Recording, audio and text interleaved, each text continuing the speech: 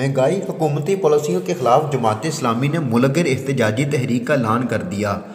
امیر جماعت اسلامی وسطی پنجاب جوید قصوری کا press conference میں کہنا تھا کہ اقتدار میں آ گئے تو نوجوانوں کے حوالے سے اب تک پی ٹی آئی کی حکومت کوئی پالیسی نہیں دے سکی۔ یوتھ مکمل طور پہ نظر انداز ہے۔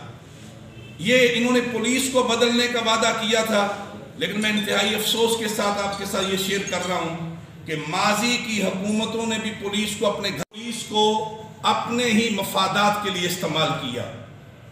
یہ کرپشن کے خلاف نیریٹو لے کے آئے تھے، لیکن کرپشن میں ماضی کی حکومتیں بھی اپنا کوئی ثانی نہیں رکھتی، لیکن یہ کرپشن کے خلاف ایک پورا انہوں نے بیانیہ مرتب کیا تھا۔ لیکن مجھے افسوس ہے کہ پی ٹی آئی کے دور حکومت میں کرپشن بڑھی ہے اور کرپشن میں اضافہ ہوا ہے۔ آپ نیچے اضلاع میں، کچہریوں میں جا کے دیکھیں، محکموں میں، پولیس میں جا کے دیکھیں کہ عام آدمی کا کام رشوت کے بغیر اس کا تصور نہیں ہے۔ اس لیے ہم یہ سمجھتے ہیں کہ پی ٹی آئی تبدیلی کے نام پہ ایک دھوکہ، ایک فریب دیا، وہ ہر چیز ڈکٹیٹ کرنا چاہتے ہیں۔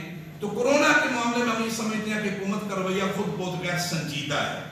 جماعت اسلامی 25 دسمبر کو گجرانوالہ میں بڑا عوامی جلسہ عام منعقد کرے گی، جس میں شعبہ زندگی کے تمام لوگ اس میں شرکت کریں گے۔ کیمرہ مین عادل بیگ کے ساتھ میاں وقاص ظہیر، یو نیوز لاہور۔